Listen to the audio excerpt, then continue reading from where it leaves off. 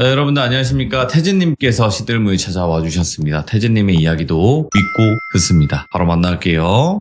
여보세요? 안녕하세요. 안녕하십니까. 오늘도 반갑게 이렇게 인사해주셔서 감사합니다. 반갑습니다. 덩달아 같이 바보가 된 것 같은 느낌입니다. 예. 반갑습니다. 저는 반갑지 않고 조금 덜 반갑긴 합니다. 왜요? 그냥 한번 튕겨봤습니다.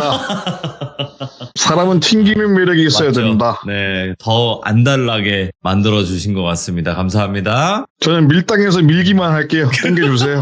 알겠습니다. 자, 오늘 태진님을 한번 땡겨볼 텐데, 오늘 태진님이 들려주실 이야기 바로 한번 들어보는 게 어떨까 생각하고, 바로 좀 땡겨 드릴 테니까 이야기 한번 들려주세요. 알겠습니다. 오늘부터 그럼 제가 한번 이어가 보겠습니다. 네, 바로 출발을 해보도록 할게요. 렛츠고! 기리십니다. 태진!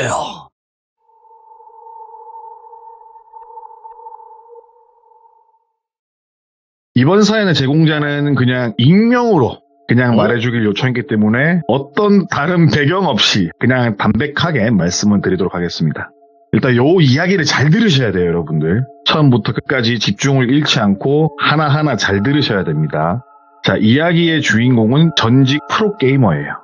세계적으로 히트를 쳤던 어떤 게임의 초창기의 프로게이머고, 게임이 자리 잡히고 나서는 자신이 더 이상 프로씬에서 메리트가 없다고 판단해서 과감하게 은퇴를 했었고, 프로 시절에도 벌이가 좋지는 않았기 때문에 공사장이든 아니면 그 당시 형이 운영하던 회사에서 잡부처럼 일을 도와주면서 하루하루 살아가고 있었습니다.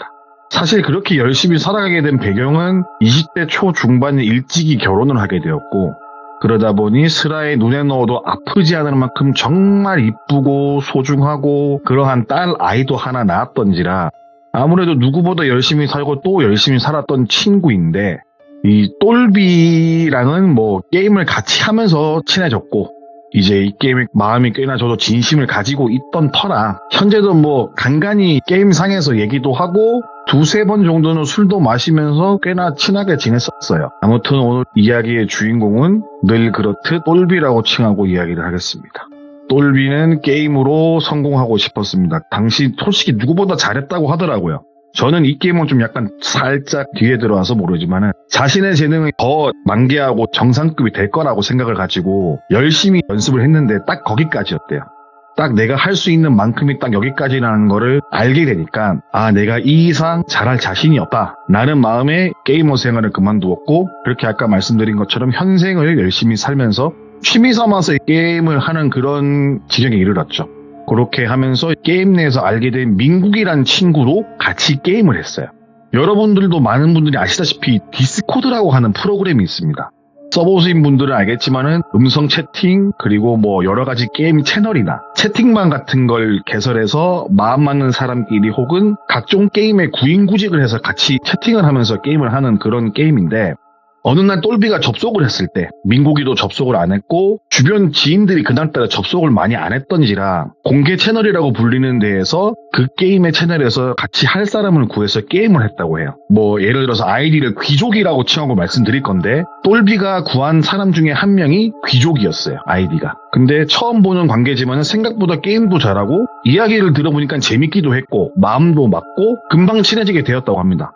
그렇게 게임 내 친한 지인들끼리 있는 채널에 초대장도 보냈고, 그런 사람들이 마음 맞는 사람들이 같이 있던 단톡방까지 초대를 받게 됐다고 해요. 그 귀족이란 사람이. 똘비가 그렇게까지 한 이유는 그때 되게 마음에 들었대요, 게임을 하면서. 그 당시 마음이 잘 맞고 좋은 사람이면 단톡방 초대는 기존 멤버들에게 있어서 허락을 받고 이게 아니라 자율적으로 허용했던 시기고, 가끔 단톡방에 누군가 들어오면은 이 들어온 사람은 어느 정도 게임 내에서 지인들에게 인정을 받는 실력자 혹은 매너가 좋은 사람이구나 라는 뜻이었기에 기존에 있던 멤버들도 반갑게 맞아주고 다들 반갑게 인사도 하고 게임도 같이 하면서 누구보다 빠르게 귀족이라는 닉네임을 쓰는 아이를 같이 무리에 녹아드는데 무리감이 없었다고 하더라고요. 채널 내에서 가장 실력이 있고 그래도 전 프로 출신인 대들보였던 똘비 위주로 돌아가는 채널에서 귀족이라는 친구가 영향력이라든가 존재감도 진하게 뿜을 수 있었던 거는 그쯤 돼서 똘비가 현생이 바빠서 게임을 자주 접속하지 못할 때 그때부터예요. 매일매일 게임에 들어와서 3시간, 4시간 게임을 했다면은 그때는 분기마다 한 번씩 들어갈까 말까 할 정도로 바쁘게 살았던 시기라서 단톡방에 메시지가 막 쌓이면은 저희도 그렇지만은 별로 그렇게 중요하지 않은 단톡방들은 그냥 들어가서 쌓인 메시지만 지우고 나올 때 많잖아요. 100개, 200개 쌓이는 게 보기 싫어서. 그런 것처럼 그냥 그 정도의 관계, 그 정도의 관리만 하면서 게임을 현생에서 거리에 좀 두고 살고 있었다고 하더라고요. 그렇게 한 1년, 2년 정도 지났을 무렵 톡방을 보니까 어느 날 문득 남아있는 인원이 거의 없는 거예요.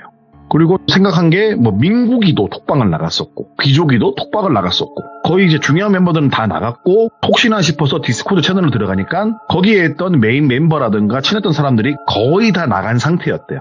디스코드의 친구 목록을 보니 그래도 민국이는 남아있길래 민국이에게 그동안 무슨 일이 있었는지에 대해서 물어보게 됩니다. 자신이 현생을 사는 사이에 이렇게 자신이 운영 채널이 망해버리니까 물어보게 되는데 갑자기 그 민국이가 하는 말이 형 오늘 시간 괜찮으시면은 내가 그쪽 갈 테니까 소주 한잔 간단하게 하시죠? 이러는 거예요.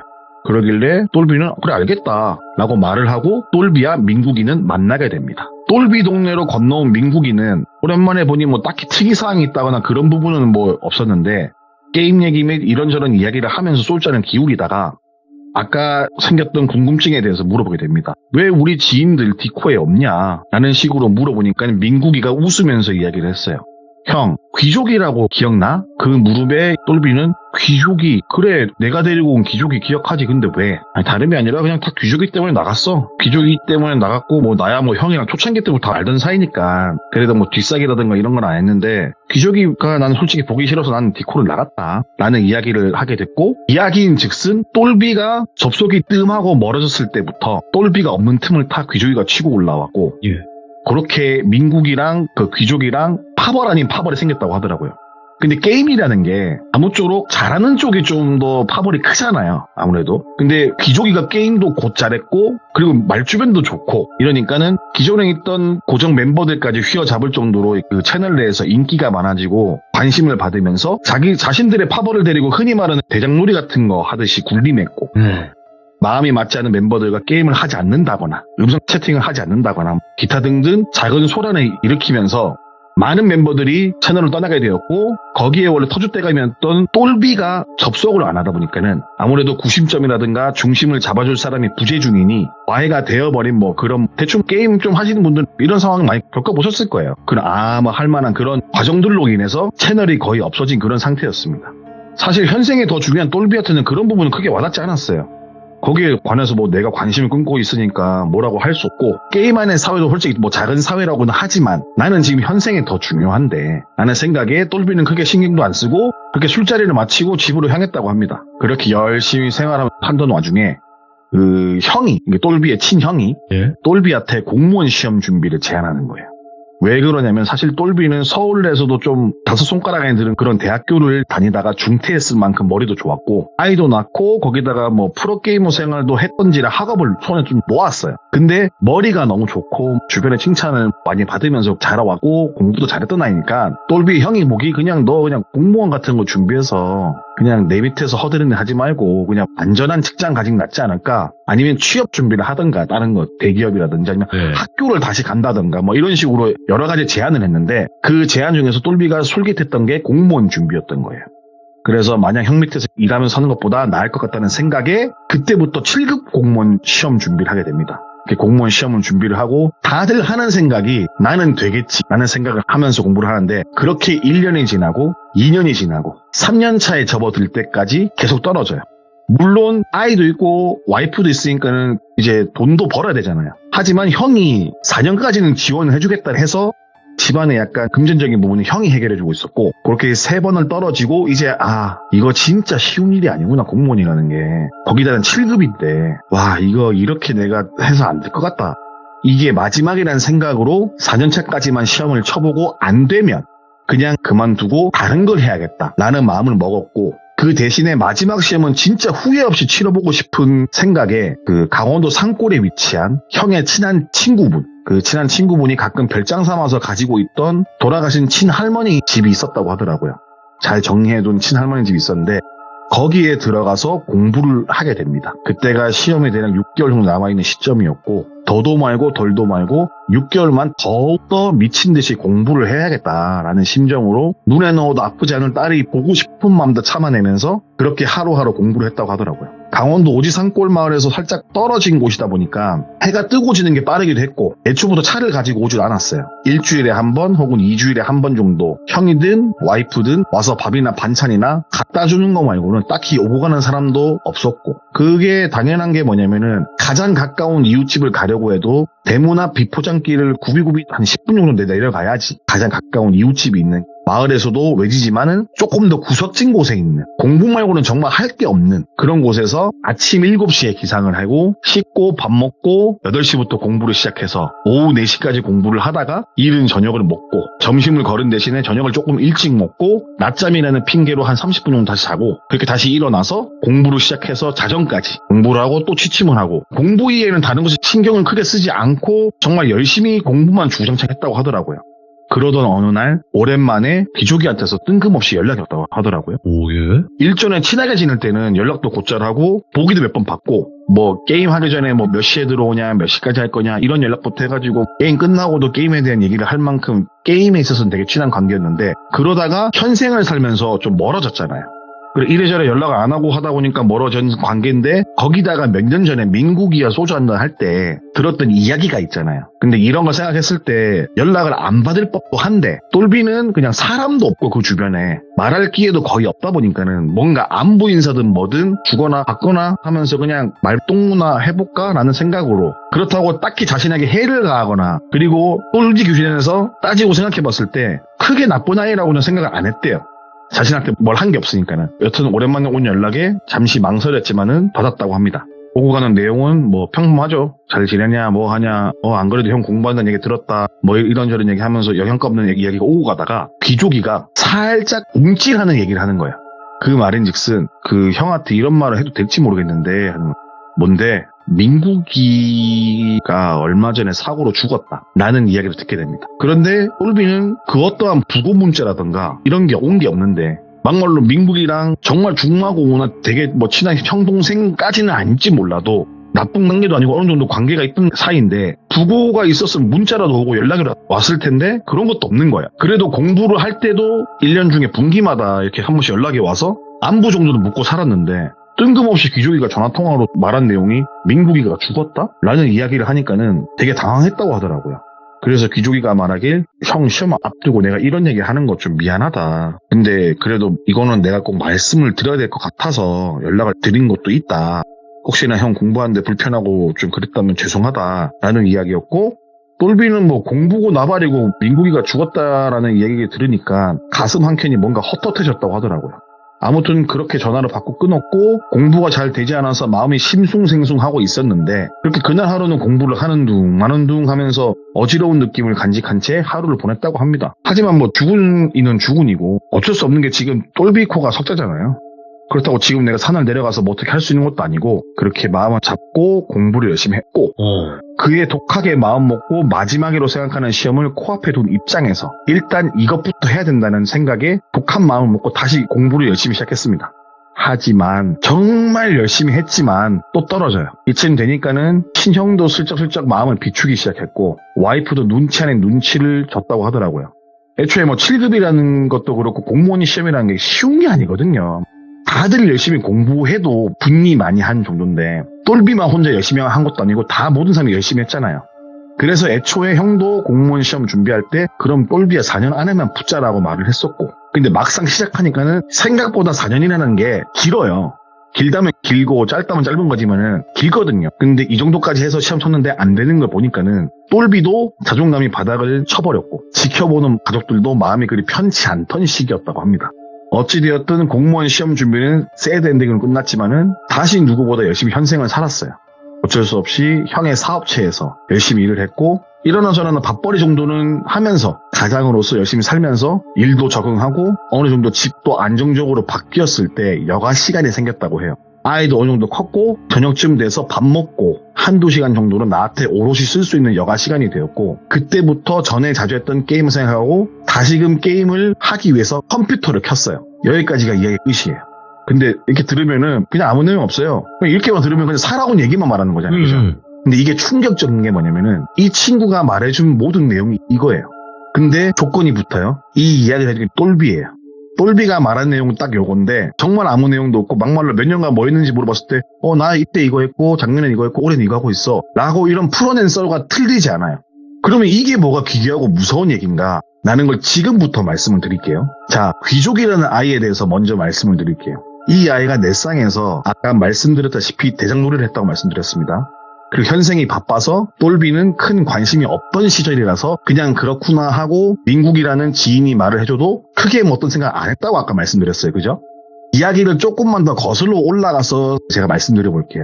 사실은 똘비와 기족이는 실제로 정모 같은 걸 해서 만나기로 했던 사이예요. 근데 그 당시 똘비는 게임을 현생이 바빠서 자주 못하던 시기, 그러니까는 아예 못하던 시기가 아니라 슬슬슬 뜸하게 들어오는 시기에 민국이가 정모를 주최했고 거기에 귀족이라는 아이 참석을 했고 똘비도 갔었고 술자리가 길어지면서 집에 갈 멤버들은 다 집에 가고 남은 사람이 똘비, 귀족이, 민국이 3명이 남은 거예요. 3명이 남으니까는 그때 똘비가 술도 조금 올라왔겠다. 민국이랑 같이 그런 얘기를 해요. 너 왜 대장놀이 하냐. 훈계질을 하던 중에 귀족이가 수가 틀린 거예요. 이성의 끈을 놓아버린 거죠. 술김에 그 술자리에서 민국이에게 상해를 가했어요. 옆에서 말리던 똘비 또한 말리다가 귀족이라는 녀석한테 마찬가지로 상해를 당했어요. 참 아이러니하면서 슬픈 부분이 뭐냐면은 민국이는 후두부에 심각한 손상을 입어서 그 자리에서 즉사를 했어요. 똘비 또한 머리부터 온몸에 심각한 상해를 입었어요. 그렇게 코마 상태에 빠져 있었다고 하더라고요. 이런 이야기를 왜 하냐면은 앞에 말했던 모든 쓸데없는 내용이 이게 코마 상태, 뭐 식물인간이든 뭐든 간에 꾼 꿈이에요. 이 앞에 모든 내용, 초반부는 제외하고 거의 모든 내용이 꾼 꿈이에요. 짚고 넘어야 할 건 애초부터 똘비는 결혼도 안 했어요. 아이도 없어요. 사업체를 운영하는 형도 없어요. 거기다가 공부를 잘해서 좋은 대학에 들어간 것도 아니에요. 공무원 시험 준비 안 했습니다. 아닌 말로 프로게이머도 아니었어요. 그냥 게임 잘하는 아이예요. 그러니까 앞에서 말씀드린 게 이게 다 꿈의 내용이에요. 와. 그러니까는 투영이 된 걸 수도 있는데 결혼을 하고 싶은 마음이라든가 딸을 갖고 싶은 욕망이라든가 혹은 형이 있었으면 좋겠다는 마음 뭐 이런 거 저런 것들이 현실에서는 이루어지지 않았지만은 코마 상태에 빠져있는 동안에 투영되어서 꾸었던 꿈이라고 합니다. 그러니까 애초부터 정모를 했을 때 귀족이라는 놈한테 민국이와 똘비는 그렇게 당했었고 민국이는 그 자리에 죽었었고 똘비는 그런 상태에 빠져버린 건데 그리고 살짝은 끔찍한 부분은 뒤에 훗날 똘비가 생각하기에 이야기한 내용이 있잖아요. 전화통화했을 때 민국이가 죽었다고 전화통화를 했잖아요. 근데 나중에 정신을 차리고 생각해보니까는 그렇게 깔깔거리고 웃었다고 해요. 귀족이가. 웃으면서 전화통화를 했대요. 근데 그때는 못 느꼈대요. 근데 코마 상태에서 벗어난 후에 꿈이라고 생각되는 자신이 실제라고 생각했던 그런 모든 일들이 짚어보니까는 불현도 떠오르는 게 너무 오싹했대요. 그러면서 오싹한 부분이 뭐냐면은 중간중간 제정신으로 생각하니까는 이거 꿈인데? 근데 왜 그때 몰랐을까? 라는 게 몇 가지였냐면은 공부를 그렇게 열심히 했다고 앞에 언급을 드렸는데 곰곰이 생각하니까는 공부를 하려고 핀 책은 그냥 아무것도 안 적힌 책이에요. 흰 바탕이 있는 책을 펴놓고 공부를 했다던가 아니면은 강원도 산골에서 인적이 드문 곳에 지내고 있었다고 말씀드렸는데 강원도 드문 곳까지 들어갈 때까지 차 한 대 사람 한 명 못 봤대요. 그리고 또 가만히 생각해보니까는 술집을 가든 어딜 가든 주변에 아무도 없는데 나는 왜 그걸 인지를 못했을까 그 안에서. 이게 말로써 설명을 하고 다 했지만은 자기가 느낀 감정 그대로 말을 한 거예요 저한테. 자기 그런 줄 알았다. 그렇게 생생했는데 현생이라 생각했는데 왜 내가 이거를 느끼지 못했을까 그 당시에 하고 생각을 한 거예요. 아무튼 다행스럽게도 똘비는 현재 살아있는데 아무래도 오랫동안 병원 신세를 지다 보니까는 제대로 된 활동을 할 수가 없는 상태이고 평생 장애를 안고 살아야 하는 지경에 이르렀어요. 그리고 민국이를 죽게 만들고 똘비를 그렇게 만든 귀족이는 현재 복역 중에 있다고 하고 뭐 오늘의 이야기는 무섭다? 라는 느낌보다 뭔가 신비하다 혹은 기괴하다 라는 정도의 이야기고 그리고 제가 또 아는 지식 내에서 코마 상태에서 꿈을 꿀 수 있나? 라고 생각과 그런 의문점이 들어서 검색을 해봤어요. 네. 근데 생각보다 그거를 증언해주는 사람이 되게 많더라고요. 그래서 그런 얘기를 제가 오늘 들은 게 있어서 조심스럽게 들고 와봤습니다. 와, 아니 완전 저희가 느끼기로는 반전이거든요 이게. 저도 이게 얘가 병원에 있는 건 제가 알았어요. 근데 이 아이가 형 내가 있으면서 살아왔다고 말을 하는 게 뭘 살아왔냐니까 난 그 안에서 인생을 살았다고 말을 하는 거예요. 그러면서 말해준 게 그 앞에 내용이 쫙 자기가 꿈 안에서 한 생을 살았다고 생각하는 그런 착각에 빠진 그런 이야기입니다. 태즈님이 오늘 아주 그냥 헉 소리 나게 만들어 주셨네. 다음 주에도 또, 참, 또 헛소리 나게 하겠습니다. 아, 땡겨야겠다. 땡겨서 묶어놔야겠다. 이거. 계속 밀어내겠습니다. 묶어놔야지. 이거 안 되겠어요. 되겠습니다. 예. 아무튼 오늘도 너무 이야기 잘 들려주셔서 감사드립니다. 예, 감사하십시오. 네. 예, 다음 주에 뵐게요. 감사하십시오. 예, 저도 감사할게요. 네. 돌비님. 네. 제가 지금 아직 밥을 안 먹었거든요. 예. 김치볶음밥에 참치 넣을까요, 말까요? 넣으세요. 계란 후라이 몇 개 할까요? 하나만 들어가면 될 것 같은데요. 역시 이래서 마른 사람들하고 얘기를 하면 안 됩니다. 끊겠습니다. 계란 후라이는 3개부터 시작 아닙니까? 예, 알겠습니다. 네, 수고하십시오. 네. 자, 여러분들 반갑습니다. 이번 이야기는 정말 밝게 전화를 항상 받아주셔서 기분이 좋은 태진님을 모셔보도록 하겠습니다. 여보십시오. 여보십시오. 예, 어서 오십시오. 몇 분이세요? 혼자 오셨습니까? 반갑습니다. 안녕하세요. 안녕하십니까? 네, 드디어 연결이 됐네요. 반갑습니다. 우리 사이를 이간질하는 것 같습니다. 그러니까 누가 자꾸 이간질을 하는지. 못된 정보통신망 그냥. 네. 정보통신망이 잘못한 거죠. 그죠? 맞습니다. 네. 자, 오늘 태진님께서 또 어렵게 이렇게 연결이 됐는데, 자, 오늘 해주실 이야기의 주제가 있을까요? 오늘 이야기의 주제는 슬픕니다.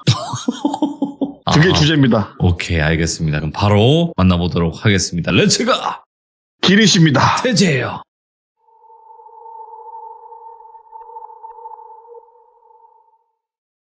이번 이야기를 들려준 사람은 그냥 단순하게 알고 지내는 일반적인 지인입니다. 현재는 지리산 근처 어느 지역에서 열심히 현생을 잘 살고 있고, 저희가 대부분이 무서운 얘기잖아요. 근데 제가 가끔씩 심금을 울리는 얘기를 할 때가 있지 않습니까? 오늘은 약간 슬픈 얘기일 수도 있어요.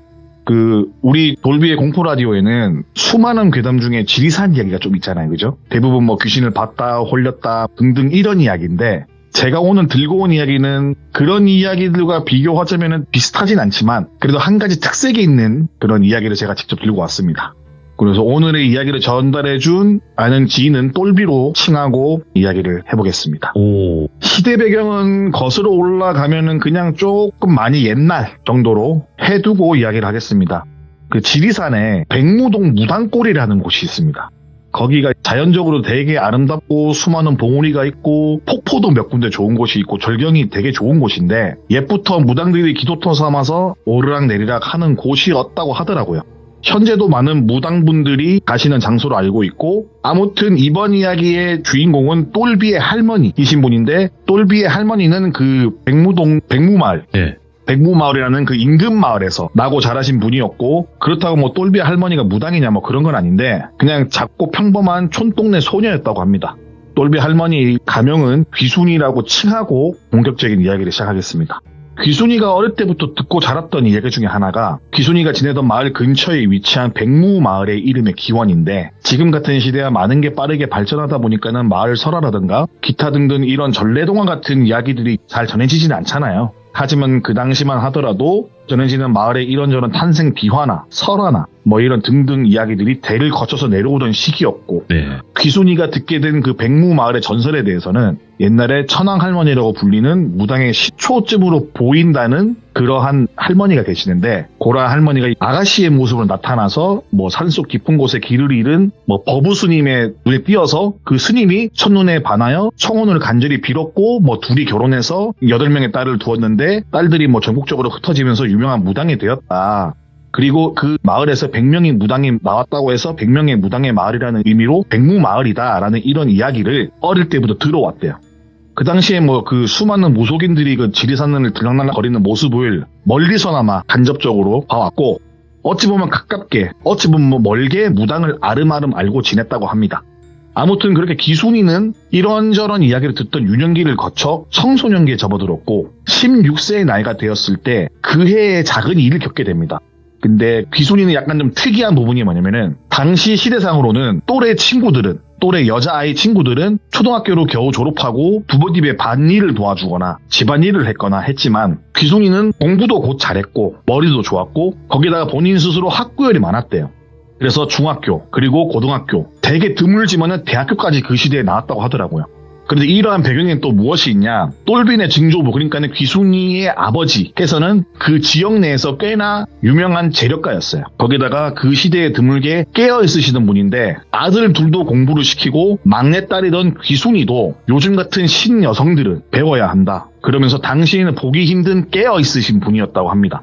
그러다 보니 전폭적으로 귀순이를 지원해 주셨고, 그렇기 때문에 또래 아이들이 밭 깔고 논매고 뭐 집안일을 도와주고 그러한 시기에 혼자 교복을 입고 등하교를 했다고 합니다. 그런데 동네 또래 친구들에게는 귀순이는 선망의 대상이기도 했고, 또 다른 또래 친구들에게는 시기와 질투의 대상이기도 한 거죠. 보통의 친구들은 귀순이의 교복을 한 번쯤 입어보고 싶어서 학교 시간에 우르르 귀순이 집에 몰려와서 교복을 만져보거나 입어보거나, 뭐 등교 시간에 우르르 몰려와서 책가방을 만져보거나, 뭐 이런 식으로 동네에서 거의 유일한 자칭 뭐 신여성이라고 한다면 신여성일 수도 있는 그런 부분이다 보니까는 이제 또래 아이들한테 이래저래 인기가 많았다고 하더라고요. 귀순이는 그 당시 귀한 새하얀 블라우스를 좋아했을 만큼 딱히 경제적으로든 심적으로든 어려움 없이 잘하고 공부만 열심히 했다고 합니다. 사실 또래들에 비해서 느끼는 우월감도 가지고 있었고 배우면서 오는 즐거움이 있었다고 하는데, 처음에는 같은 또래 친구들에게 느끼는 우월감을 티를 내거나 대놓고 행동을 하지 않았지만은 가끔 친구들이 뭐 값비싼 학용품이라든가 자신의 물건에 무언가를 묻힌다든가 혹은 방에 들어왔을 때 냄새가 난다든가 하는 그런 행동들에, 그런 상황에 자기도 모르게 미간이 찌푸러지게 되는 경우도 종종 있었고, 나이가 들고 귀순이가 생각해보니까 모르긴 몰라도 그때 내가 동네 아이들이 불쾌하다고 생각했던 건 다 티가 났을 거다. 그 어린 나이에 티를 안 낸다고 안 내도 얼굴에 다 드러났을 거다. 근데 그때 아무것도 모르니 내가 말하지 않고 행동하지 않으면 티가 나지 않을 줄 알았다라는 이야기를 하셨다고 합니다. 아무튼 동네에서 제일 가는 부자의 제일 비싼 옷, 비싼 신발 그런 거 신고 아무도 가지 않는 중학교로 가고 있고, 거기다 공부까지 잘하고, 또래 애들은 꾀죄죄하지만은 동나이 때 아이들보다 피부도 하얗고 지나가면 다들 부러워하는 눈길을 즐겼고, 거기다가 그 나이 되도록 손에 물 한 방울 묻히고 살지 않았다고 하더라고요. 그 시대상으로는 되게 힘든 케이스인데 그만큼 오냐오냐 금이야오게 하고 자란 환경이 있다 보니까 철없이 우월감을 느낀다든가 혹은 기타 등등 꽤나 털털했었던 시골 소녀 귀순이는 점점 까칠한 소녀로 바뀌게 되었고, 자신이 알게 모르게 또래들을 위해서 군림하는 느낌을 받으면서 성장을 해왔다고 합니다. 그리고 귀순이가 한두 해가 지나서 고등학교를 다니던 무렵에 학교에 등교를 하기 위해서 신발을 신으려는데 신고 나가야 될 작은 운동화 한 켤레가 사라진 걸 귀순이가 알게 됩니다. 그 대청마루 밑도 찾아보고 저기 찾아보고 다 찾아봤는데 아무리 둘러봐도 운동화가 안 보이는 거예요.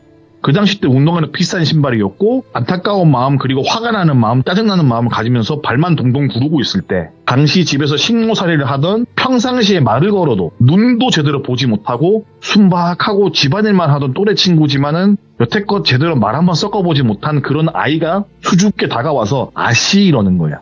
그래서 귀순이가 쳐다봤죠. 보니까는 흙이 잔뜩 묻은 신발을 조심스럽게 뒤추면서 꺼내줬다고 하더라고요. 신발 상태를 보자마자 귀순이는 논두렁에서 굴렀는지 흙이 잔뜩 묻은 먼지가 묻은 그런 신발을 보니까는 너무 짜증이 난 거예요. 그래서 그 집에서 식모살이를 하는 그 아이한테 전후사정을 듣지도 않고 짜증이 많이 난 듯 신발을 낚아채면서 상태를 꼼꼼하게 확인을 한 번 더 했대요. 근데 흙이 너무 묻고 그러니까 신고 갈 수가 없는 상태에 이른 거예요. 그래서 있는 성질이 없는지 다 부리면서 그때 식모살이를 하던 아이의 이름을 순이라고 칭하고 이야기하겠습니다. 순이한테 신발을 얼굴에 던져버린 거예요. 그러면서 귀순이가 야 너나 신어, 남의 신발에 예의 없게 흙이나 묻히고 뭐 하는 거야, 식모살이를 하라고 했더니 도둑질을 하고 있네, 너 도둑이야? 이렇게 말을 한 거예요. 다른 신발을 신고 등교를 했다고 하더라고요. 근데 신발을 맞든 그런 욕을 들어먹든 순이는 아무 말도 못하고 고개만 숙이고 있고 그런 모습을 바라보면서 등교를 했는데, 근데 귀순이가 학교로 와서 곰곰이 생각해보니까는 이 신발이 어떻게 그 순이가 들고 있는지, 그리고 왜 흙이 묻었는지 내가 물어보지도 않았고, 혹여나 뭐 애가 어디서 이거를 신발을 발견해서 가져온 걸 수도 있고 내가 정말 나쁘고 못되게 굴었던 것 같다 라는 생각이 들었다고 하더라고요. 그렇게 마음이 쓰이다 보니까는 공부에 집중이 제대로 되지 않았고, 학교 시간이 되자마자 약간 미안한 마음에 커다란 눈깔 사탕 몇 개 하고 이런저런 뭐 전병 같은 주전부리를 사들고 집으로 불이 났게 뛰어갔다고 하더라고요. 뛰어가서 순이를 찾아보는데 순이가 보이지가 않더래요. 그래서 마당에서 이래저래 막 다른 방들도 뒤지면서 막 순이야 부름 찾다가 대청마루 아래에 문득 발견한 아까 아침에 봤던 신발 있죠. 누가 씻어놨는지 아주 깔끔하게 있는 거예요. 흙이란 건 없고 먼지도 없고 아주 깔끔하게 누가 빨아놨다고 하더라고요. 그걸 발견하고 이렇게 하고 있는 상태에서 순이가 이 신발을 빨았구나, 세탁을 했구나 라는 생각에 순이야 하면서 계속 불렀대요. 근데 집 뒤쪽 편에서 순이가 네 아씨 이러면서 나왔다고 하더라고요. 근데 그 순이가 잔뜩 풀이 주고 있는 모습에 어깨는 움츠러들어 있고 그런 모습 보는데 뭔가 귀순이가 미안하더래요. 그래서 괜히 눈물이 났대요. 그냥 앞뒤 사정을 안 들어봐도 내가 아는 순이라면 절대 신발을 그렇게 만들었을 리가 없는데 아침에 내가 내 분에 못 이겨서 이렇게 한 게 너무 미안하더래요. 그래서 일단 아까 사가지고 온 눈가 사탕이란 전병 같은 거 든 봉투를 건네니까는 순이의 눈이 휘둥그레지면서 그때서야 귀순이를 봤다고 하더라고요. 귀순이는 흐르는 눈물을 닦으면서 이거 네 생각나서 사왔는데 같이 먹자 내 방에서 이렇게 말을 했대요. 근데 아이고 아씨 아니어라 아씨 드셔라 나는 이런 걸 먹어본 적이 없어서 어떻게 먹는지도 모른다 아씨 드셔라 이렇게 하는 거예요. 근데 그 모습 보는 귀순이가 아니야 방에 가서 먹자 계속 먹자 그리고 방에 가서 나는 좀 놀자 이렇게 막 말을 하는데 아이고 아씨 아닙니다 이렇게 하는 거 계속. 근데 그 모습을 언제부터 지켜본지 몰랐던 귀순이 아버지께서 기척도 없이 계시다가 말씀하시기를 순이야 할 것도 없는데 귀순이랑 방에 가서 놀아라 할 게 있으면 내가 부를 테니까는 귀순이가 그만큼 놀자고 하는데 들어가서 노는 척이라도 해줘라 이렇게 웃으시면서 말씀을 하시는 거예요. 단 한 번도 순이는 귀순이 방에 들어와 본 적이 없었다고 하더라고요. 귀순이 방 청소, 안방 청소는 귀순이 어머니가 직접 하셨고 그 나머지 집안일들은 순이가 했다고 하더라고요. 동네 친구들이 몰려와도 그저 친구들한테 머리만 조아리고 인사하고 아시아시만 할 줄 아는 게 순이었고 그렇게 오래 지내면서도 한 번도 눈도 마주친 적이 없을 만큼 머리만 숙이고 있던 순이가 전부터 내심 마음에 쓰였던 건지 뭔진 모르겠지만은 귀순이는 그냥 뭔가 순이가 좀 마음에 걸렸다고 하더라고요. 그렇게 방에 들어와서 눈깔 사탕도 먹고 전병도 같이 먹고 베개도 같이 베고서 한글 읽을 줄도 모르는 순이한테 그럼 내가 좋아하는 소설을 내가 읽어줄게 하면서 같이 소설을 읽어주고 이렇게 그날을 지내면서 순이랑 많이 친했다고 생각을 했다 하더라고요, 귀순이가. 근데 귀순이가 새로운 삶의 낙이 하나 생겼대요. 이게 뭐냐면은 그러한 사건들로 인해서 순이랑 노는 거 플러스 순이한테 공부를 알려주는 거. 그래서 귀순이는 하교를 하는 동시에 집으로 불이 나게 들어와서 순이한테 한글도 알려주고 덧셈 뺄셈도 알려주고 아무튼 귀순이 입장에서는 순이는 둘도 없는 친구가 되었다고 합니다.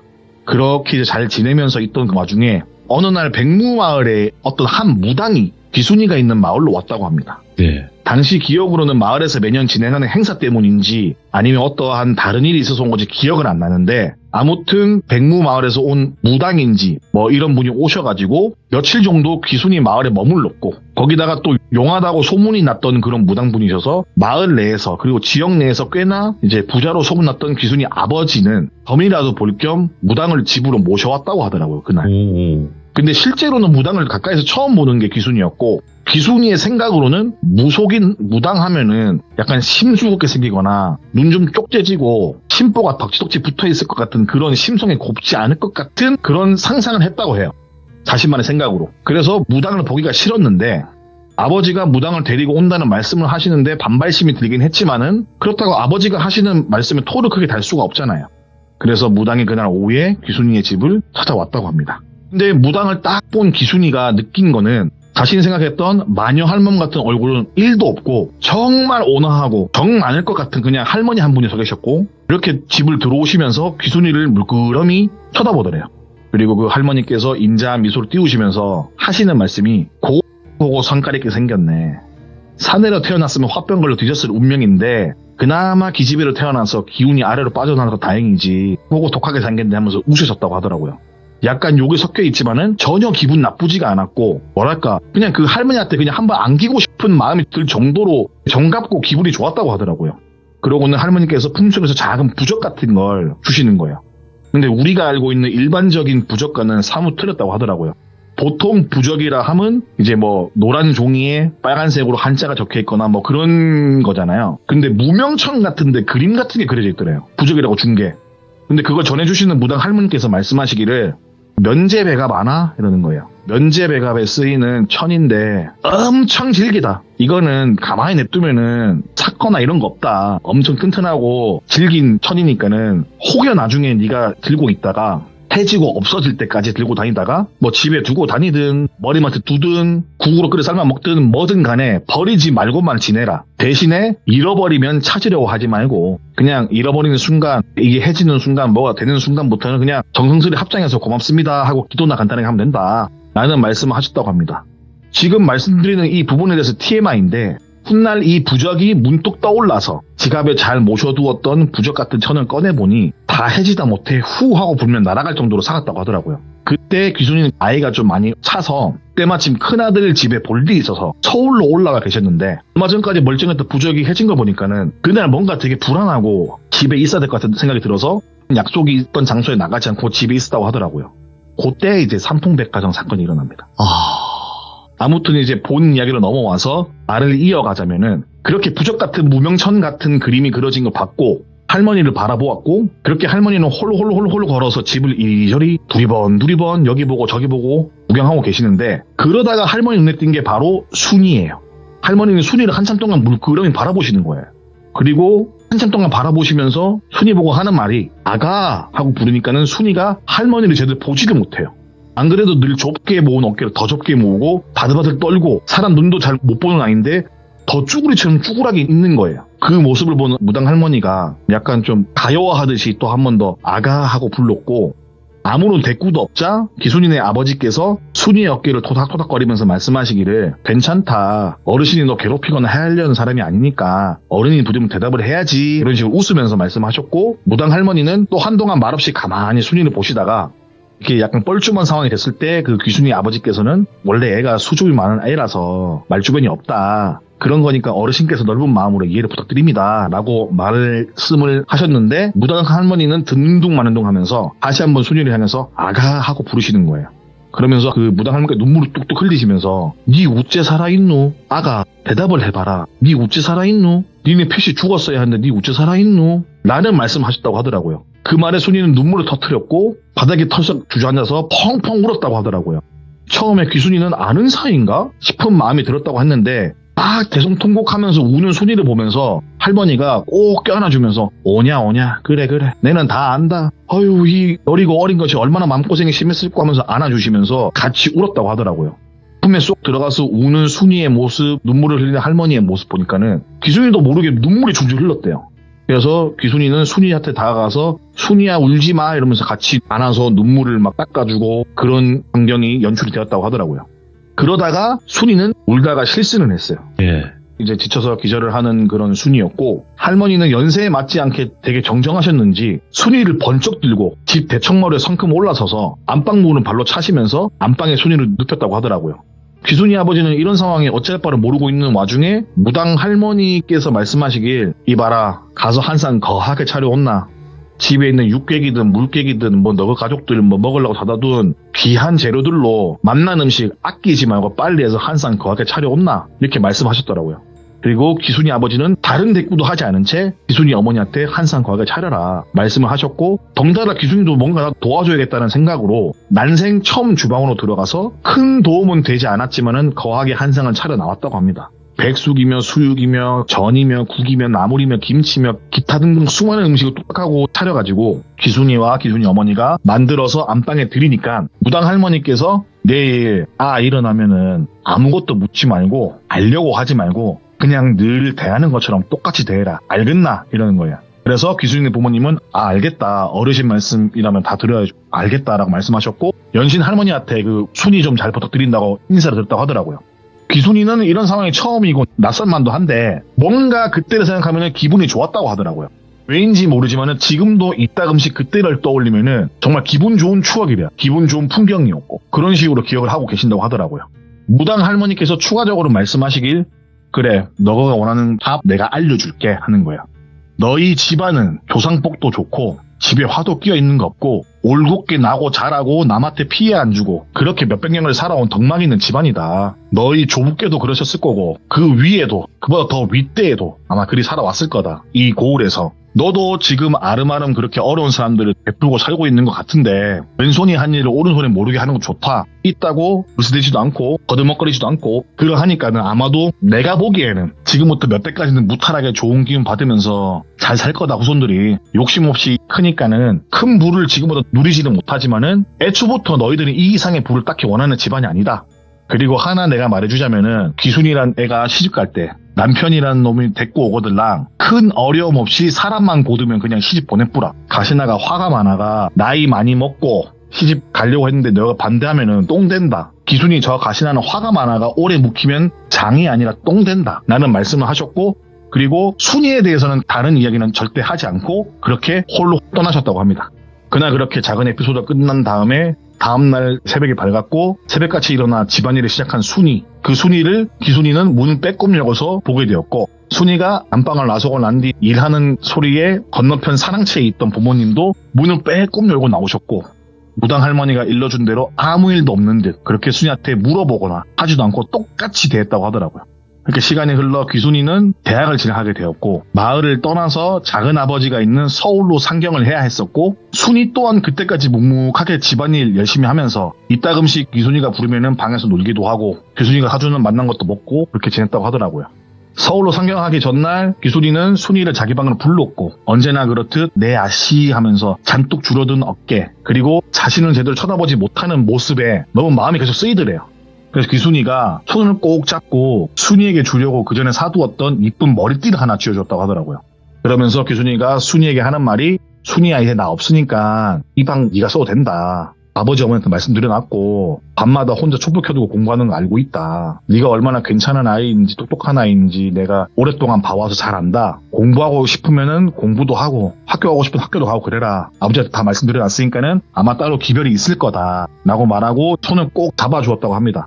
그러자 순이는 닭똥 같은 눈물을 뚝뚝 흘리면서 아이고 아씨 고맙습니다. 아이고 미천한 저한테 아씨 고맙습니다. 이렇게 이야기를 했고, 귀순이가 하는 말이, 이제부터는 아씨라고 부르지 마라. 내가 알아보니까 네가 나보다 2회나 더 나이가 많던데 이제부터 나도 순이 언니야 하고 부를 테니까는 언니도 나 귀순아 귀순하고 불렀으면 좋겠다. 아씨 하지 마라. 이거 너무 좀 듣기 좀 그렇다. 옛날부터 그랬다 라고 이야기를 했고, 그런 이야기를 들은 순이는 손사래를 막 치면서 아유 아닙니다 아씨, 아이고 미천한 게 어디, 아이고 아닙니다 아씨 이러면서 질색팔색 하는 와중에 그 귀순이가 꼭 껴안아주면서, 그래 순이 언니야 지금 당장 하기 싫으면 하지 말고 그러면 천천히 하자. 뭐 급할 게 있겠어. 내가 방학 때마다 내려올 테니까는 우리 앞으로 재미나게 지내자 라고 이야기를 했고, 이런저런 이야기를 주고받으면서 그렇게 마지막 날을 보냈다고 합니다.